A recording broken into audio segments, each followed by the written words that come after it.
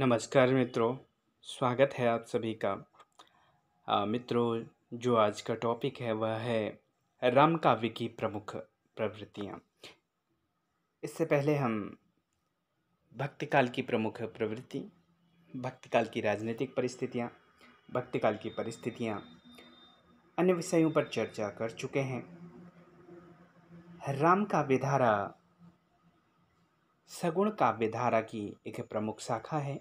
सगुण काव्यधारा की दो शाखाएं हैं, राम काव्य शाखा और कृष्ण काव्य शाखा। कृष्ण काव्यधारा या राम काव्यधारा भी उसे कह सकते हैं। और निर्गुण काव्यधारा की दो धाराएं हैं, ज्ञान मार्गी शाखा और प्रेम मार्गी शाखा, जिसे हम संत काव्यधारा और सूफी काव्यधारा कहते हैं। राम काव्य की प्रमुख प्रवृत्तियां हम लोग देख लेते हैं। मित्रों, मैं हूं हेम कुमार गहतोड़ी और स्वागत है आप सभी का आपके अपने YouTube चैनल हिंदी ज्ञान में। मित्रों, आशा करता हूं कि जो भी लोग हमारा यह वीडियो देखेंगे ज़रूर चैनल को सब्सक्राइब करेंगे, शेयर करें तथा अपने इष्ट मित्रों तक भी इसे पहुंचाएं, जिससे कि उन तक भी यह आसानी से पहुंच सके। मित्रों, यह मेरे संज्ञान में आया है, मेरे देखने में आया है। बहुत सारे मित्र वीडियो देखते हैं, पसंद भी करते हैं, कमेंट भी करते हैं, लेकिन चैनल को सब्सक्राइब नहीं करते हैं और बेल आइकन प्रेस नहीं करते। देखिए, बेल आइकन को प्रेस करें, चैनल को सब्सक्राइब करें, जिससे कि आने वाले नोटिफिकेशन, आने वाले वीडियोज़ आप तक आसानी से पहुंच सकें और अन्य जानकारियां भी आप तक पहुंच सकें हिंदी से संबंधित। तो आइए बात करते हैं राम काव्य की प्रमुख प्रवृत्तियाँ।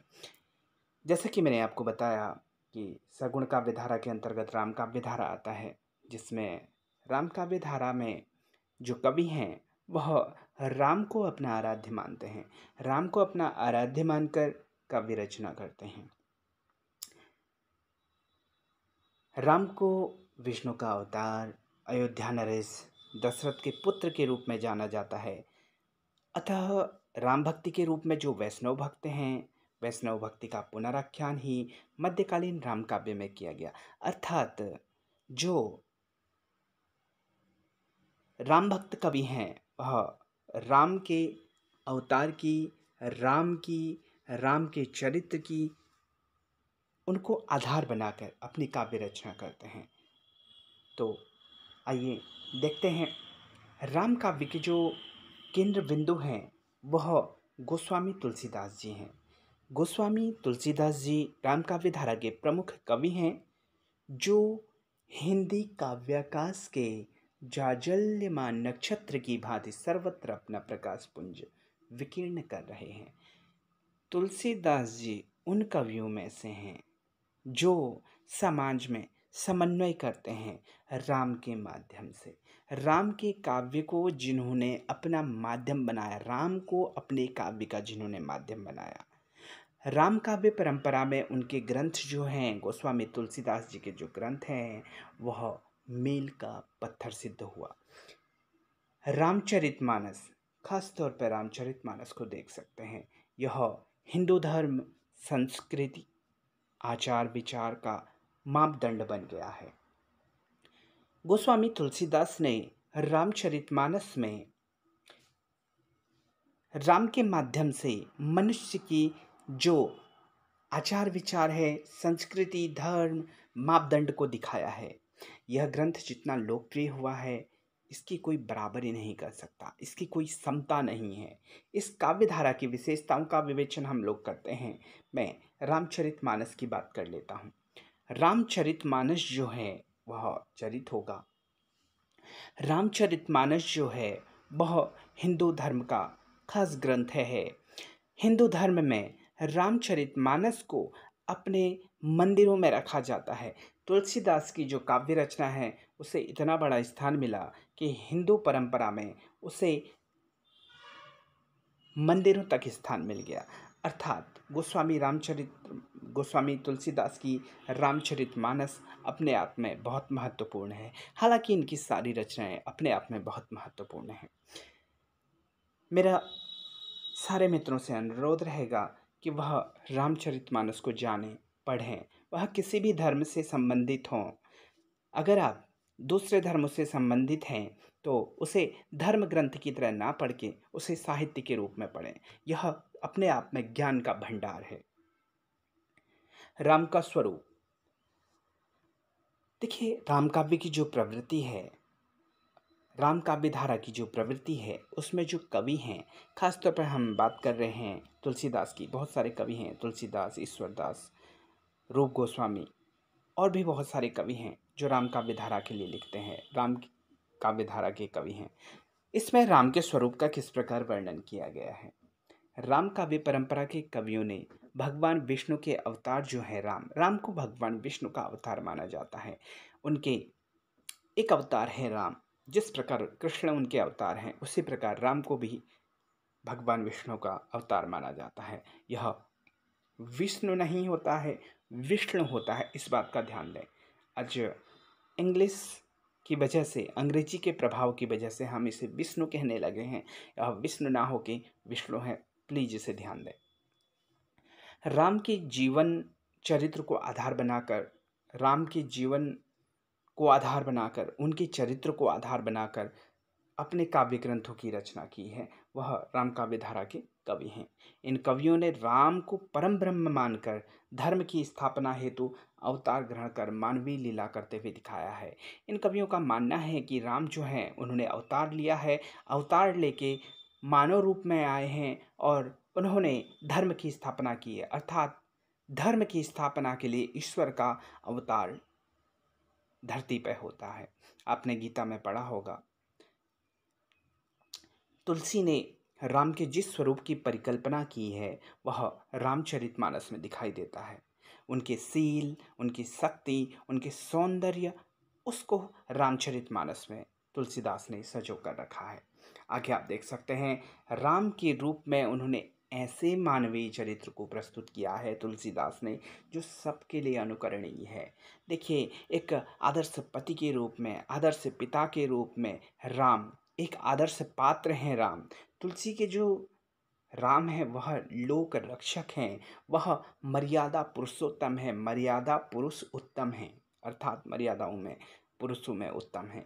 वे अद्वितीय हैं, वीरता से अधर्म का विनाश करते हुए दिखाई देते हैं। उन्होंने अधर्म का विनाश किया है। रावण का विनाश करना अर्थात अधर्म का विनाश करना, न कि किसी जाति, किसी पर्सनल व्यक्ति का उन्होंने नाश नहीं किया, उन्होंने एक राक्षस प्रवृत्ति का विनाश किया है।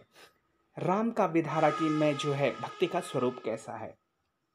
राम भक्ति शाखा के जो कवि हैं उन कवियों ने राम के प्रति दास्य भाव ज़्यादातर उनमें दिखाई देता है। हम तुलसी को केंद्र मानेंगे तो तुलसी की ज़्यादातर विशेषताएं यहाँ पर हमें दिखाई देंगी। तुलसी ने रामचरितमानस में दास्य भाव की भक्ति को मुक्ति का साधन माना है। वह कहते हैं, सेवक सेव्य भाव बिनु भव न तरिय उर्गार, अर्थात सेवक और सेव्य के भाव के बिना हम इस भावसागर से पार नहीं जा सकते हैं। तुलसी की जो भक्ति है वह अपने आराध्य जो श्री राम हैं उनके प्रति श्रद्धा प्रेम का समन्वय है। अर्थात देखिए, श्रद्धा और प्रेम में बहुत अंतर है। इसके बारे में हम फिर से चर्चा कर सकते हैं। आप आचार्य रामचंद्र शुक्ल के निबंधों को पढ़ेंगे तो वहाँ पर आपको बहुत कुछ समझ में आ जाएगा। उन्होंने श्रद्धा और प्रेम का समन्वय यहाँ पर किया है। उनकी जो भक्ति है वह नवधा भक्ति है। नवधा भक्ति जिसका चरम उत्कर्ष आप विनय पत्रिका में देख सकते हैं। विनय पत्रिका तुलसीदास की एक रचना है। नवधा भक्ति में भजन, कीर्तन, नाम स्मरण, गुण कथन, समर्पण आदि सभी तत्व भक्ति पद्धति में उपलब्ध हो जाते हैं। कई बार प्रश्न पूछा जाता है कि नवधा भक्ति के अंतर्गत कौन कौन से गुण होते हैं। उनकी जो भक्ति है वह वेद शास्त्र की मर्यादा के अनुकूल है और विभिन्न मतों का सार तत्व होने से पारंपरिक होते हुए भी नवीनता लिए हुए है। अर्थात तुलसीदास आज भी आधुनिक हैं, उस समय भी आधुनिक थे, आने वाले समय में भी आधुनिक रहेंगे। समन्वयवादी प्रवृत्ति राम काव्य धारा के कवियों की प्रमुख प्रवृत्ति रही है। हम अगर तुलसीदास की ही बात कर लेते हैं, तुलसीदास ने समाज में अनेक प्रकार के, जिस समय तुलसीदास का प्रादुर्भाव हुआ, जिस समय तुलसीदास लिख रहे थे, समाज में अनेक प्रकार के विग्रह थे। धर्म के नाम पर, जाति, संप्रदाय, भाषा के नाम पर आए दिन संघर्ष हो रहे थे। तो उस समय आवश्यकता थी समन्वय की, एकत्रित करने की। अतः समन्वय उस युग की आवश्यकता थी। तुलसी ने मानस अर्थात रामचरितमानस, जहाँ भी मानस की बात की जाएगी वह रामचरितमानस होगा। मानस में हर दृष्टि से समाजवादी प्रवृत्ति को अपनाते हुए लोकनायक होने का परिचय दिया है। तुलसी के बारे में कई बार प्रश्न पूछा जाता है कि तुलसी लोकनायक हैं, स्पष्ट कीजिए। तो लोकनायक होना यही है, लोकनायक होना पूरे समाज को एकत्रित करना। उन्होंने हिंदू और मुस्लिमों को एकत्रित किया। मैं दोबारा से कह रहा हूँ, जो भी यह भक्ति काव्य धारा के कवि हैं, चाहे वह सूफी काव्य धारा के हैं, चाहे वह संत काव्य धारा के हैं, चाहे राम काव्य धारा और कृष्ण काव्य धारा के कवि हैं, उन्होंने हमेशा सभी धर्मों को एक समान माना है, सभी धर्मों को एक साथ जोड़ने की पूरी पूरी कोशिश की है। उनका संपूर्ण काव्य जो है वह समन्वय की विराट चेष्टा है। और इस प्रवृत्ति के कारण तुलसी के काव्य को इतनी लोकप्रियता हुई है, जितनी लोकप्रियता आज तक किसी भी कवि को नहीं मिल पाई है। देखिए, नारी विषयक जो दृष्टिकोण है उसके बारे में थोड़ा सा लोगों का मानना है कि वह थोड़ा सा अ, अलग था। राम काव्य में स्थान स्थान पर नारी के विषय में दृष्टिकोण कवियों में प्रस्तुत है। जो बुक में है वह थोड़ा सा यहाँ पर दिखाया है मैंने। इसके बारे में इसके बाद में इसकी थोड़ा सा व्याख्या भी करता हूँ। लेकिन जो प्रायः नारी के विषय में अपना दृष्टिकोण कवियों ने प्रस्तुत किया है, यहाँ पर भी प्रायः आलोचकों ने तुलसी को नारी विषयक दृष्टिकोण को पूर्वाग्रह रखते हुए नारी के निंदन अर्थात माना यह है कि तुलसीदास नारी के निंदक थे और लोग इसके लिए ढोल गवार शूद्र पशु नारी ये सब ताड़ना के अधिकारी या ताड़न के अधिकारी इस प्रकार दिया है। लेकिन ऐसा कैसे हो सकता है? देखिए, कहीं न कहीं पर इसकी व्याख्या जो है वह गलत की जा रही है। जो ये आलोचक, कुछ ऐसे आलोचक रहे हैं जिन्होंने यह गोलमाल कर दिया। उन्हें पंक्ति मिली और उन्हें मौका मिला, हर जगह राजनीति हावी है, उन्होंने भी यह कार्य किया है। देखिए, जिस तुलसीदास ने रामचरितमानस लिखा है, राम के चरित्र की बात करते हैं और राम को वह उत्तर भारत से दक्षिण भारत पहुंचाते हैं एक स्त्री की रक्षा के लिए, यह उन्होंने अपने काव्य में लिखा है। ऐसा कवि किसी स्त्री का अपमान क्यों करेगा? तुलसीदास जो हैं उन्होंने सीता, पार्वती, अनुसुईया जैसी नारियों के उज्जवल चरित्र की परिकल्पना करते हुए नारी सती, पवित्रता, त्यागमयी रूप को प्रस्तुत करते कर उसमें गरिमा, भव्यता प्रदान की है। दोबारा से इसे हम देख लेते हैं। तुलसीदास जी के बारे में ऐसा कहा जाता है कि वह इस प्रकार की पंक्तियाँ लिखते हैं, ढोल गवार शूद्र पशु नारी ये सब ताड़ना करे। अर्थात ढोल है, गवार है, शूद्र है और पशु है, नारी है, ये सब ताड़ना के अधिकारी होते हैं। अर्थात ताड़ना मतलब होता है प्रताड़ित करना या फिर पीटना, जो भी कह सकते हैं। लेकिन यह जो आलोचना की गई है, जिस प्रकार का अर्थ मैं बोल रहा हूँ, यह इस प्रकार का नहीं है। अर्थ इसके सुनहरे अर्थों को प्रवर्तित कर दिया गया है, बदल दिया गया है। जो तुलसी जो हैं, सीता, मैं सेंटेंस पढ़ रहा हूँ, एक बार देख लेंगे, ध्यान देंगे। सीता, पार्वती, अनुसुईया जैसी नारियों के उज्जवल चरित्र की परिकल्पना करते हुए नारी को सती, पवित्रता, त्यागमयी रूप में प्रस्तुत करते हैं, उन्हें गरिमा, भव्यता प्रदान की है। तो वह ऐसे कैसे कह सकते हैं? उन्होंने नारी के कामनी रूप की जरूर भत्सना की है। वह कामनी रूप के लिए जरूर विरोध करते हैं, लेकिन धामनी रूप के लिए नहीं करते हैं। नारी के पतिव्रत धर्म की प्रशंसा करते हुए वे लिखते हैं कि धन्य नारी पतिव्रत अनुसरी, वह नारी धन्य है जो पतिव्रत का अनुसरण करती है। इस प्रकार का मनुष्य जो राम के चरित्र की इतनी सुंदर सुंदर बातें कर रहा है, वह उस प्रकार की बातें क्यों करेगा? इसलिए वह भी, अगर आप मौका मिले तो किसी समय उस पर विस्तृत चर्चा करेंगे। उसे तोड़ मरोड़ कर पेश किया गया है, अर्थात उसकी जो व्याख्या की जाती है वह तोड़ मरोड़ कर दिखाई जाती है। और मैं एक चीज़ आपको बताना चाहता हूँ, लोगों को रामचरितमानस की कोई पंक्ति याद नहीं होती है सिवाय इसके, क्योंकि यह बार बार दिखाई गई है तोड़ मरोड़ कर। यह एक राजनीति का हिस्सा है, इसलिए मैंने इसके साथ साथ में मुझे जो लगता है वह मैंने आपको बताया है। आपका कुछ और मत हो सकता है, लेकिन मुझे ऐसा लगता है। प्रबंध रचना की प्रवृत्ति, राम काव्य धारा के जो कवि हैं उनकी जो खास प्रवृत्ति रही है वह प्रबंध रचना की रही है। आप जानते होंगे प्रबंध क्या है, प्रबंध काव्य क्या है, मुक्तक काव्य क्या है, यह सब आप जानते होंगे। भक्ति काल के राम भक्त कवियों ने राम कथा को लेकर प्रायः प्रबंध काव्य की रचना की है। रामचरितमानस इस काव्य परंपरा का एक अन्यतम महाकाव्य है। आप प्राणचंद चौहान देख लेंगे। प्राणचंद चौहान ने रामायण महानाटक लिखा था। लालचंद ने अवध विलास लिखा। हृदय राम ने हनुमान नाटक लिखा। ये सब के सब आपको प्रबंध काव्य मिलेंगे। राम काव्य की रचना मुक्तक काव्य के रूप में भी हुई है, लेकिन वह मुक्तक काव्य जो है, मुक्तक रचनाएं प्रायः है ब्रज भाषा में लिखी गई है। अधिकतर, मैं आपको एक चीज़ और बता दूं, अधिकतर जो राम काव्य लिखा गया है वह अवधि में लिखा गया है। तुलसी ने विनय पत्रिका, कवितावली, गीतावली आदि यह जो है मुक्त काव्यों की रचना की है। बाकी उनके प्रबंध काव्य हैं। उनकी जो शैलियाँ हैं, राम काव्य की प्रमुख शैलियाँ कौन कौन सी हैं उसे भी हम देख लेते हैं। राम भक्त जो कवि हैं वह शास्त्रज्ञ हैं, विद्वान हैं। मैं आपको तुलसीदास जी के बारे में बताना चाहता हूँ। तुलसीदास जी संस्कृत के प्रकांड विद्वान हैं। वे कविता करने में सिद्धहस्त थे, अर्थात राम काव्य धारा के जो कवि हैं वह कविता करने में सिद्धहस्त थे। यही कारण है कि राम काव्य की रचना अलग अलग शैलियों में हुई है। तुलसी ने मानस की जो रचना है वह दोहा चौपाई में की है। रामायण महानाटक के रचिता जो प्राणचंद चौहान है, जिनकी अभी हमने बात की थी, उन्होंने जो हनुमान नाटक लिखा और महानाटक लिखा था। महानाटक की रचिता है प्राणचंद चौहान। और जो हनुमान नाटक है, हनुमान नाटक जो है हृदय राम ने लिखा। उसमें संवाद शैली है, छप्पर पद्धति, पद शैली, गीति पद्धति, दोहा चौपाई शैली, यह राम भक्त काव्यों के जो कवि हैं उनके काव्य में खास तौर पर प्रयोग किए गए। अच्छा, अब हम देख लेते हैं रस योजना। किस प्रकार के रसों का समावेश यहाँ पर किया गया है राम काव्य धारा के कवियों द्वारा। राम काव्य में नव रसों का पूर्ण परिपाक उपलब्ध है। आप तुलसी के अगर आप बालकांड को पढ़ेंगे तो वहाँ पर आपको अलग अलग रस, अगर आप आगे जाके लंका कांड पढ़ेंगे तो वहाँ पर आपको अलग रस मिलेगा। तो राम काव्य में नवरसों का पूर्ण परिपाक उपलब्ध होता है।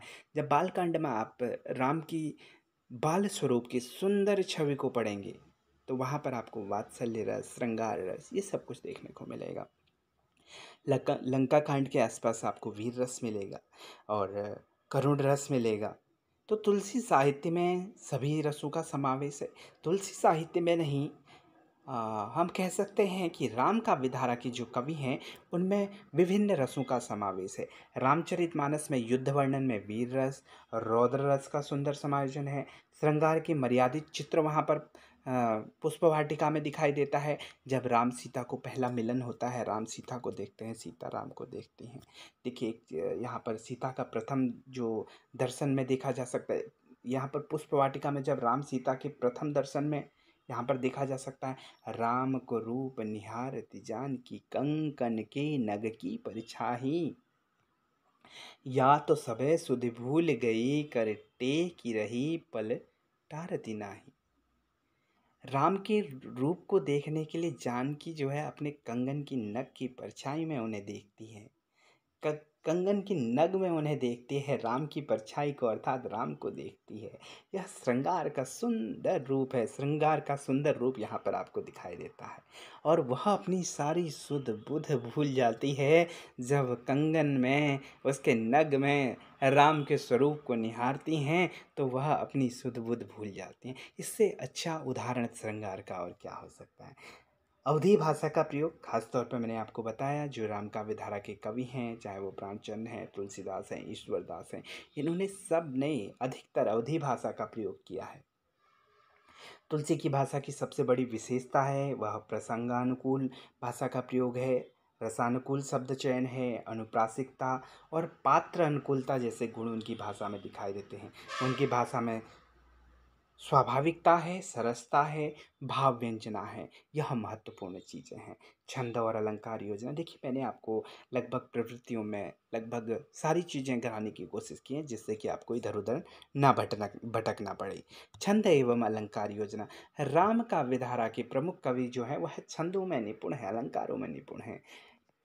वह संत काव्य धारा की कवियों के समान कम पढ़े लिखे नहीं हैं, इसलिए वह छंद, अलंकार और रस इनका काफ़ी कुछ उन्हें जानकारी। राम भक्त जो कवि हैं वह काव्य मर्मज्ञ थे।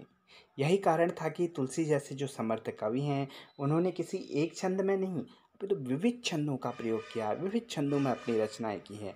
राम काव्य परंपरा के जो कवि हैं वह अलंकार प्रवीण हैं, अर्थात अलंकार की जानकारी उन्हें बहुत अच्छी है। जैसे उपमा, रूपक, उत्प्रेक्षा, यह उनके प्रिय अलंकार है। विभावना, प्रतीप, दृष्टांत, ये अलंकार तुलसी के काव्य में आसानी से मिल जाते हैं। आप जहाँ भी देखेंगे उन्हें यह मिल जाएंगे। अब मैंने आपको निष्कर्ष भी दे दिया, जहाँ कि आपको सब कुछ मिल जाए, इधर उधर ना देखना पड़े। हम कह सकते हैं कि राम काव्य भले ही परिणाम की दृष्टि से न्यून हो, अर्थात मैं आपको बताना चाहूँगा कि राम काव्य आपको कम मात्रा में मिलता है। कृष्ण काव्य आपको अधिकतर मात्रा में मिल जाएगा, संत काव्य, सूफी काव्य सारे मिल जाते हैं, लेकिन राम काव्य जो है वह कम मात्रा में मिलता है। उसका एक कारण मैं आपको बताना चाहूँगा। उसका एक कारण है हमारे महापंडित गोस्वामी तुलसीदास जी। देखिए, गोस्वामी तुलसीदास जी के सामने कोई ठहरना नहीं चाहता है। गोस्वामी तुलसीदास जी का जो काव्य है वह रामचरितमानस, उसके सामने कोई कवि ठहरता नहीं है। इसलिए भी राम काव्य में तुलसी के सामने किसी ने अवधी भाषा में राम के स्वरूप के बारे में लिखने की कोशिश ही नहीं की, क्योंकि तुलसी अथाह लिख चुके थे उनके बारे में। उन्होंने बहुत भंडार बना चुके थे वह राम काव्य के बारे में। इसलिए भी यह देखने को मिलता है, किंतु अपनी गरिमा, उदात्तता के कारण वह हिंदी काव्य में सर्वश्रेष्ठ हैं। कौन? राम काव्य धारा के कवि। कवियों का प्रदेय हिंदी साहित्य की अमूल्य निधि है, और इनकी उच्च कोटि की रचनाओं के कारण ही भक्तिकाल को हिंदी साहित्य का स्वर्ण युग माना जाता है।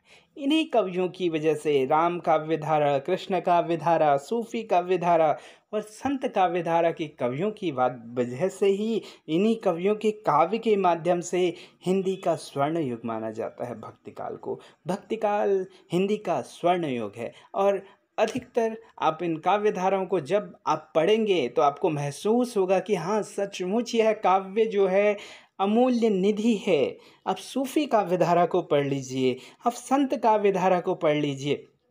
मेरे ख्याल से किसी भी धर्म के लोग इन्हें पढ़ सकते हैं। साहित्य के माध्यम से पढ़िए, इनके अंदर आनंद है, इनके अंदर उल्लास है, इनके अंदर प्रेम है, इनके अंदर कोई राजनीति नहीं है, इनके अंदर कोई छल नहीं है, इनके अंदर कोई कपट नहीं है। आप सारे साहित्य को पढ़ सकते हैं, भक्तिकाल के साहित्य को। तो यह थी राम काव्य की खास प्रवृत्तियाँ।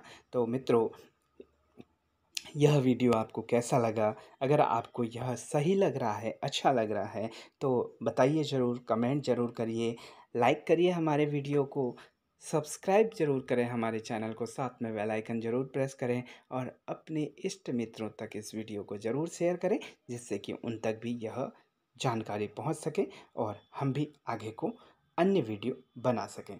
धन्यवाद मित्रों।